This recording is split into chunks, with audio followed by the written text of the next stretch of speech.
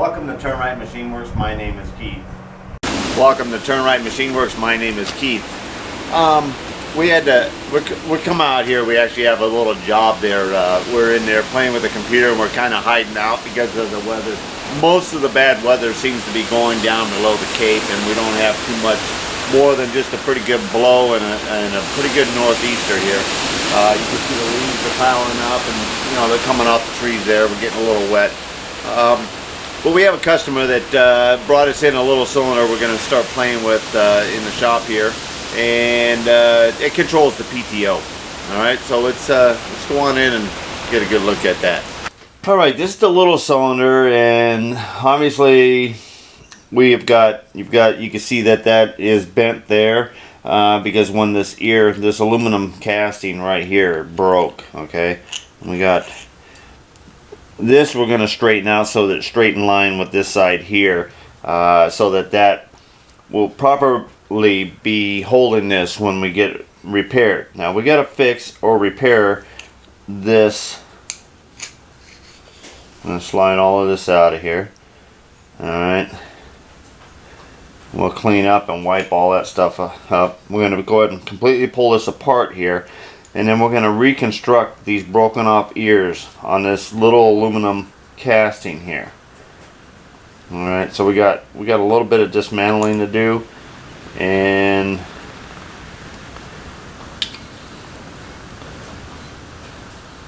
cool. At least it's not all frozen up. Alright.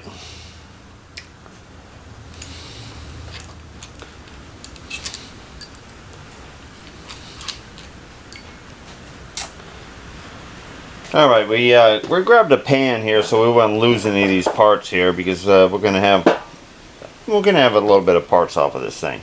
Now this comes apart either from this end here or this one here, but we know that this tightens this down, and this will keep a set travel or distance from here, and it'll probably be less confusing than trying to break this loose in here for right now. We're just going to take the quick easy way here if we can, and we're going to use our mill vise here, and we're just going to tighten this slightly in there so that we got a good hold on it. And we went and got a half-inch socket here and our little wrench here to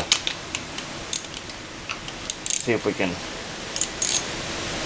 break that. Yep, comes loose. Alright, we can see some crispy critter crud coming out of here, and a little bit of rust and corrosion.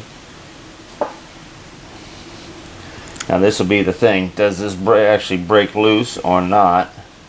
And it probably is not going to hurt to help clean that up there, and that looks pretty corroded. We may even make them a new one. This is just a piece of aluminum right there that centers that. It may not be necessary, but at least we'll be able to clean it up. This rubber cup still feels pretty good, still sharp. That leading edge around here looks good.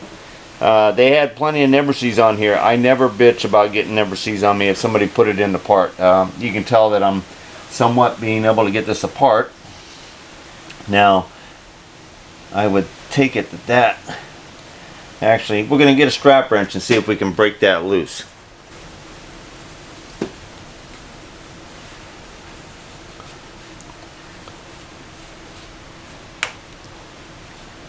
Excellent.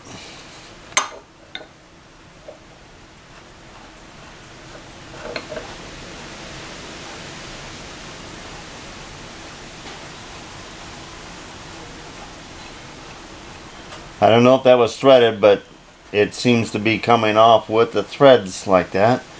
Back that off a little bit, and it was threaded. Good call, just on instinct. Alright, now we got that spring off of there, and now we can probably go ahead and we're going to pull that pin right there. That will get rid of that whole assembly, and then we just got those two Phillips right there, and if we get lucky, those look pretty clean on the inside. We will have just that housing, and we'll start cleaning and prepping, and I'll show you how to repair that. Alright, these are just E-clips, and I think I got the right size screwdriver here to go ahead and pull those. and hopefully, well, it's hard to say whether that would come off that way or that way, but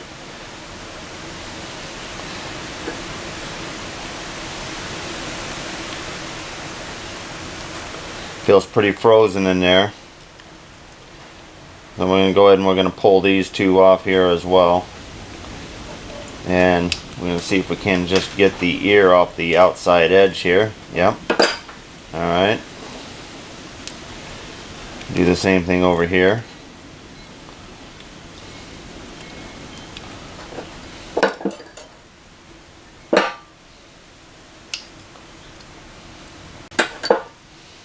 Alright, now we got that piece in there. We'll spin that on something, see if that still stays round. Alright, that just supports that little, it looks like a seal, but we're gonna get that out of there. We're gonna go get a Phillips screwdriver and we're gonna try to break that loose right there. And I think we can hold that. We can hold that in the vise just like that.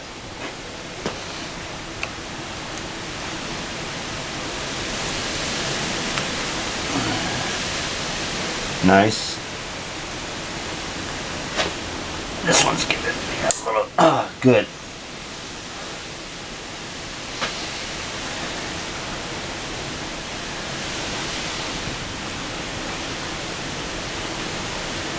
Okay, that's just a bronze retainer, and then this is kind of a stack up here. What do we got here?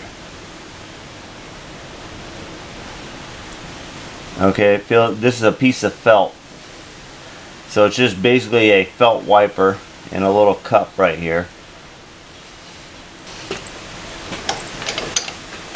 Alright, now we have the aluminum housing complete. Now we're just going to go ahead and we're going to wash it with some degreaser. Get the grease and grime off of it. Alright, we took this in the other room and put it on our big wire wheel, and we took all the grease and grime and growth off of it, and now we're going ahead, and the wife saves us these containers because we need things like this that are disposable and we don't really have to worry about them too much. So we got an OxyClean, and she pretty much swears by it. Actually, it's what she uses to keep these beige and tan pants clean time after time, because I do toast them out. And one of the first things you got to do is you got to get this label off of here, otherwise it creates slip. All right.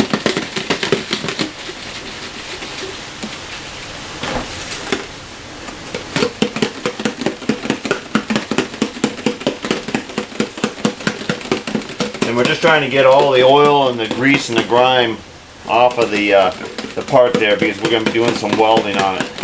And we got some rotary burr to clean around that casted area that was broken.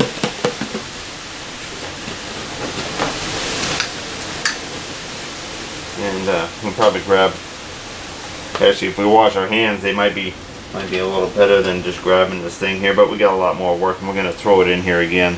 But there's pretty well oil free right now.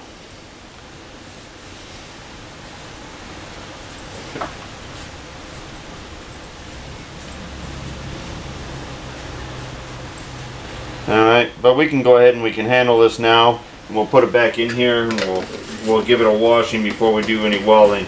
Now what we're going to do is we're going to go over to the lathe and I'm going to machine a dam that's going to come up and register that register right there and this flat surface right there. And we're going to take a rotary burr and we're going to clean all of that material right out of there, right out of there.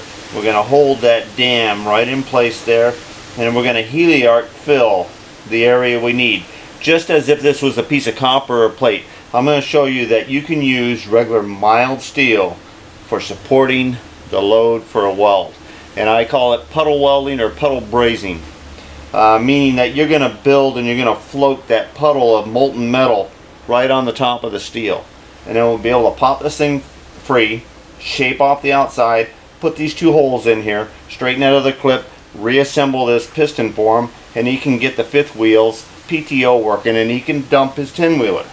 Alright, so he's out of commission until we fix this for him. So I told him that we were only goofing off inside, creating another video for you guys, and I said I can jump on it. So let's get her done. Yeah, the wind seems like it's picking up time to time, but you know, we're still holding in here. As long as we don't lose power, we can continue on this job. Alright, I chose this is a 3.5-inch diameter cold roll slug, and I just got it in here, and this is the bitter end of where I machined something before and then parted it off here. Now what we're going to do is we're going to clean this the bare minimum so I get this face across here.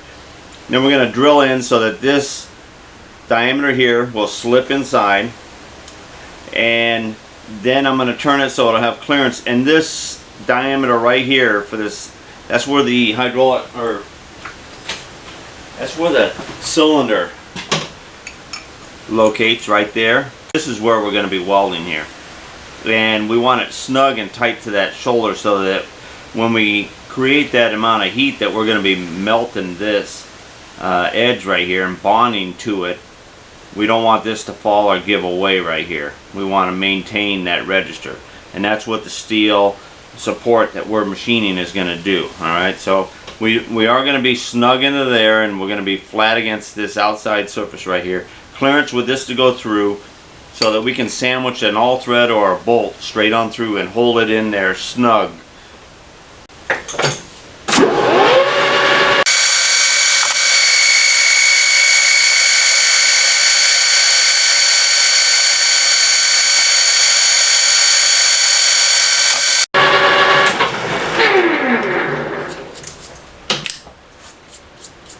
Alright, that looks pretty good.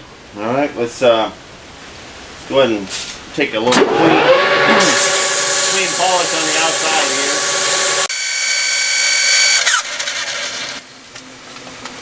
here. Alright, what we need now is about 7/18 is the diameter there, so just clearance for that to go down through the center. Yeah, 23-30 ought to work in there. Now, even though there's a little drill point in there, we want to go ahead and make sure that we have our own center drill. So it'll follow the new hole. It does look like it's running pretty true.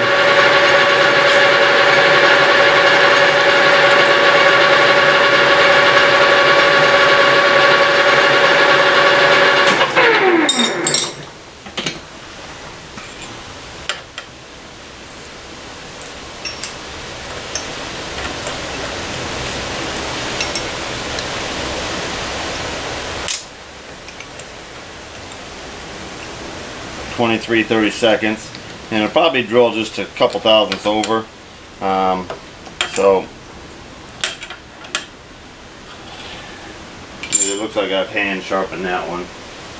Not my hand sharpening job, but alright, we slowed her down about the speed that we'd like to put that in there. Now, as far as the depth going on that, we can give it about 1 inch.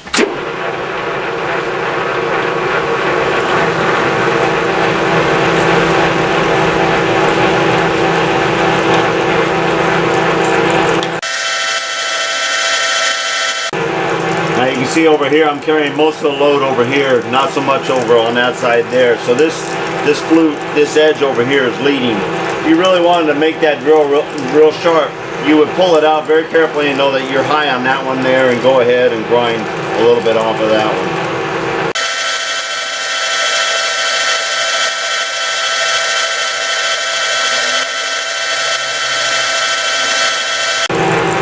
Alright, that's about 1.25 inches right there.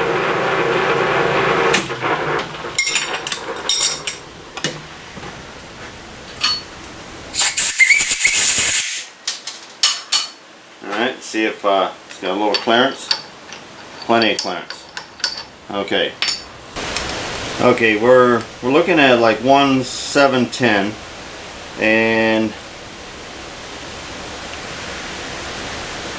About 55 thousand is what we read on the depth. We're going to make it a little bit deeper than there because we want to make sure that we have the positive resting surface on the face of this outside where these broken ears are broken off.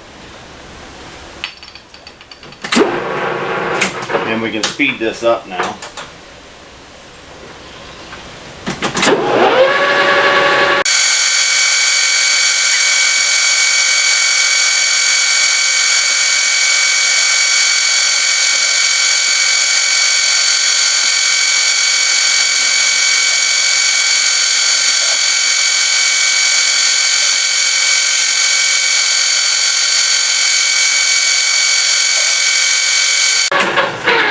Alright, we took 10 thousandths out of pass and we came out and we just eyeballed that out to where it was. We're at 1,350 basically on the diameter. We got to go to 1,710. That's what we said that was, right? Yep. Alright. Now we're going to go in with a series of straight in cuts. Now that we're out far enough on the diameter for this head to be big enough to come in at a bore range there.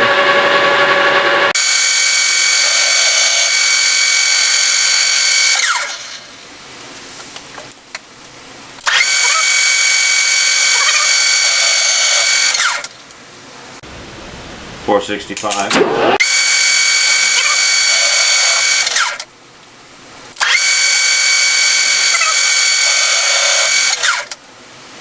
Okay, 670. So we got about 30, 40. We got about 40 more to go and we're going to sneak up on that because we want this to fit in there nice and snug. All right.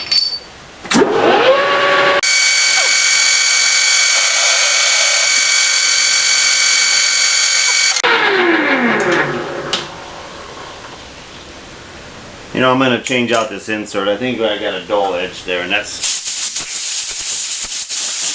causing me a little grief.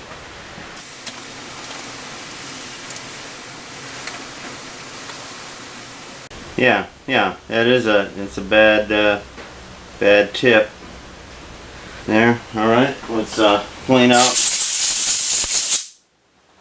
Always make sure your rest or your seat on the lower side of your inserts is clean when you go to put it back in. Alright, let's see if we have a little better cutting.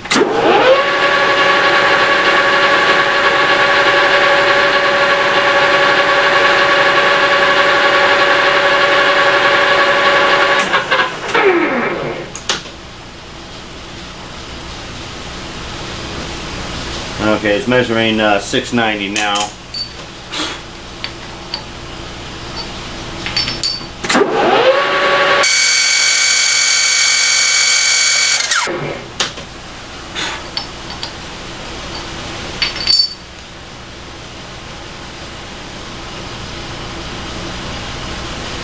Seven.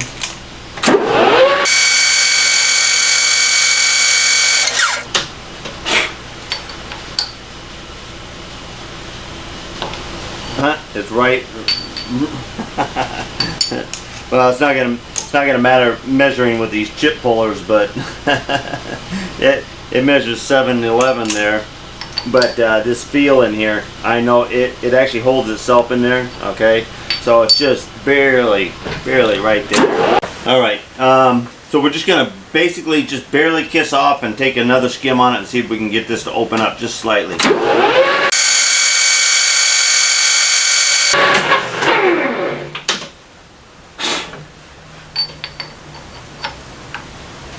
All right, I like that. All right, and that looks good too because that's right down on that surface. So we're gonna break that edge just so it doesn't have a sharp edge, and we're gonna kind of like massage those other ones a little bit. But we're gonna part this off, and then we'll be able to sandwich this right on here. And this is our dam. This is what's gonna support the weld.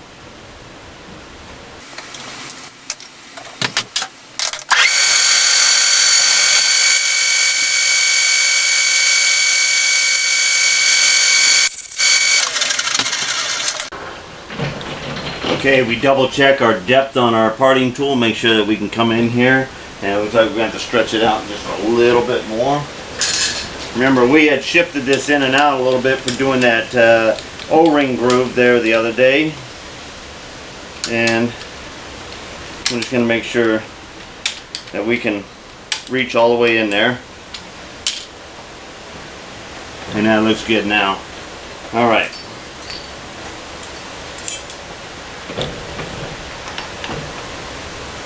We're just kind of eyeballing, giving ourselves a little bit more than we actually need, and just double check. It's like 900 thousandths, and we got 100 in there. We can give it just a little bit more. Let's just make it about 100 there.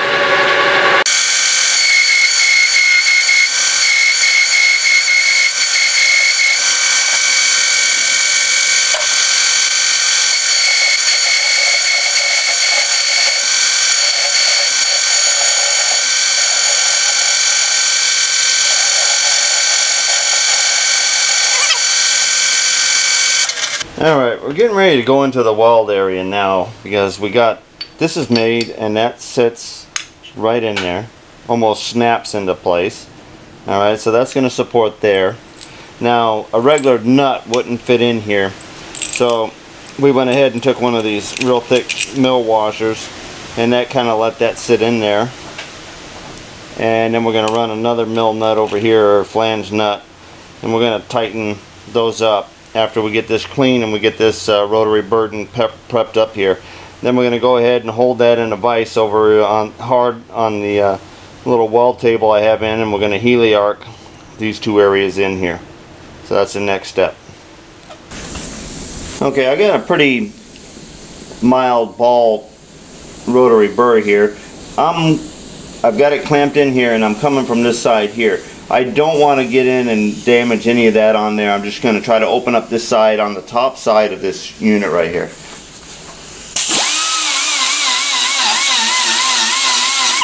Get it down to nice clean aluminum like that all the way across.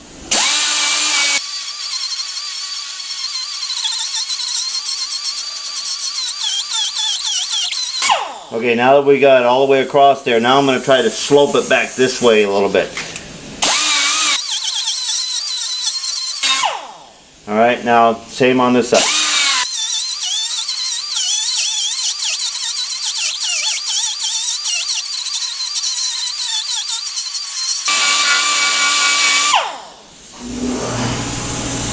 Okay. Now we'll do a final rinse and clean.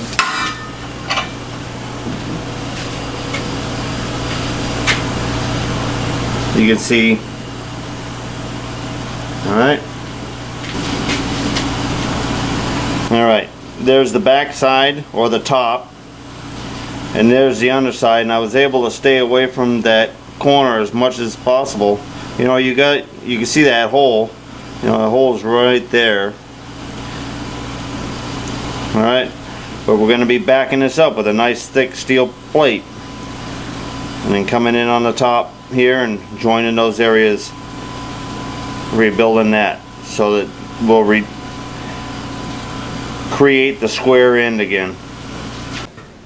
Before we get fired up here and ready to go, I've got this all prepped up here, and we're sandwiched, we're tight, we're clean. We have it in the vise so that our ground, because we take our big clamp and we clamp it to the table, and then our vise is grounded solid, clamped to the table, so there's no fault of grounding. So you know, that's a plus there.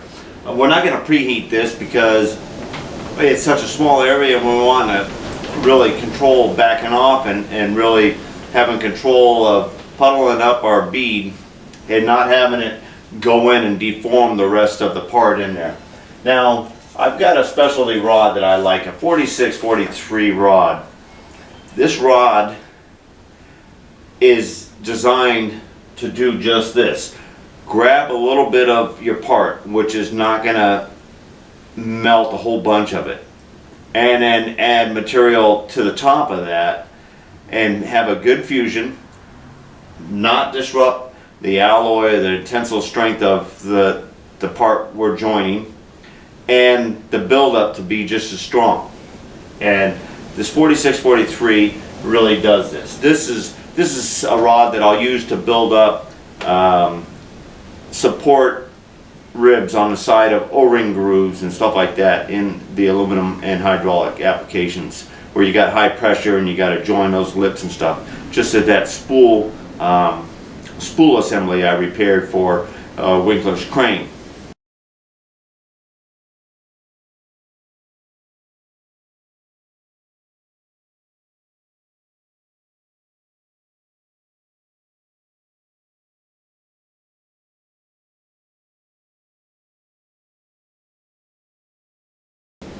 All right. So anyway, we're going to fire off the welder, and I hope we don't lose power again. I hate having surges on my machine there, and but we know how important it is for our customer to get this part, so we're going to give it a shot. If we do lose power, we will we'll be held out on here. I'm not. It depends on how far we're out before I go get the welder and fire it off, and I got 8 kW generated there, but if I don't have to use it, you know, I'd rather not. All right, now I'm not gonna try to get you in close to actually watch this puddle and stuff like that. Jody at weldingtipsandtricks.com's got some excellent photos of actually getting in and seeing the puddle.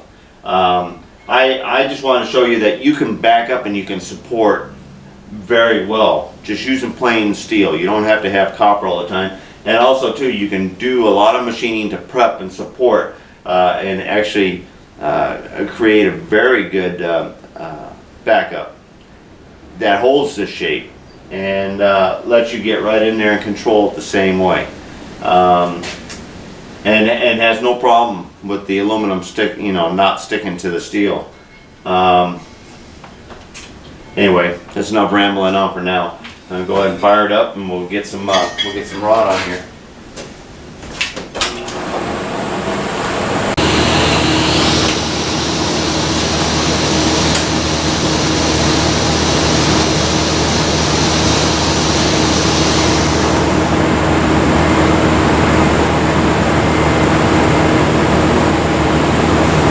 Okay, I got an equal balance.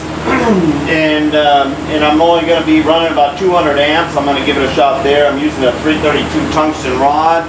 I didn't fine point sharpen it. I like a slight little ball on it myself. I am mixing 2 gases. I have the Y running in, and I have an argon bottle and a helium bottle as well. And I play around, and if I need a little bit more helium, I add a little bit more. If I want less, I add less. But almost all aluminum welding, especially where you got something that's cold and you're trying to keep the temperatures down on them, but have optimum puddle workability, the helium helps you a lot. All right, so we're clean and we're ready to go. Except for our helmet here.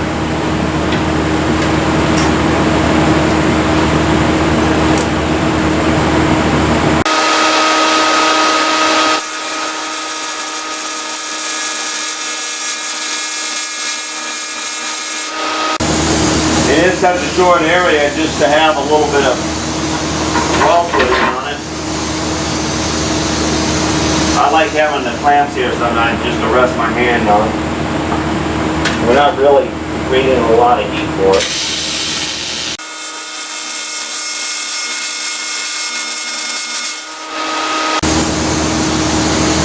Now I'm just welding it's hanging down. You let it hang down. You don't try to actually create the arc on the steel. You're concentrating on the aluminum. You're letting gravity and the weight of the puddle fall down onto the steel.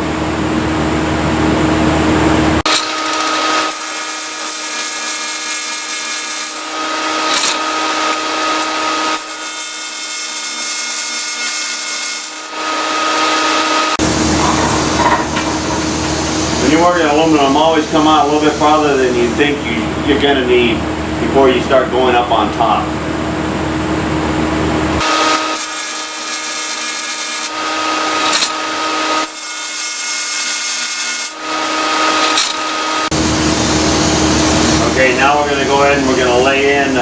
fill in on the top so that we can get this level across the top here.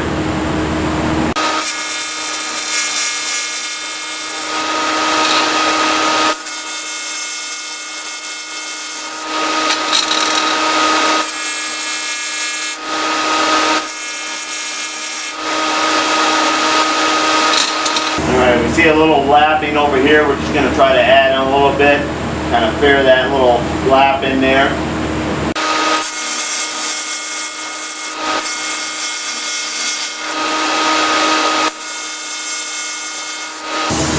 And we kind of just smooth that over. We're going to smooth both of those sides there. Now we're going to let it cool on down, and then we're going to pop it out of there. Now, these two holes and this surface right here, all the hole pressure is in that direction right there. Depending on how those laps look on the other side, I may not wash them in on this particular part, but on some of the other parts that I'll use this technique, you can get on the other side, get those little laps where the molten metals come together, and you can clean those out and you get those sealed in there. This pressure here is going to be in a push or closed position here, and I think as long as I straighten out that metal strap that goes on there, it should be good to go. I'll make the judgment call after I pull this out of here, but it looks real good from the top. Okay, so I was successful. I was glad it was good quality aluminum. Nothing worse than getting to a project like this and getting here and then not being able to at least join it to this. It just really. Oh, another flicker. You can tell it must be just timing this just right. All right.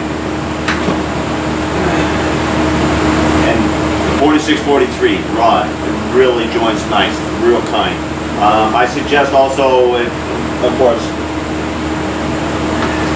go big or go home. I bought the, oh, I don't know, what did I get here? That 10-pound box, okay? One is you can't buy it in small quantities, so if you got somebody else that wants to go in parts with you, no matter what, this rod will never go to waste. If you're out of 73 or 4043, you can always just use this instead of 4043. But this is a better rod than 4043. It just steps up on the alloy. All right. We're not going to seal that up yet. We don't know what we got on the other side. All right, we got to let that cool down.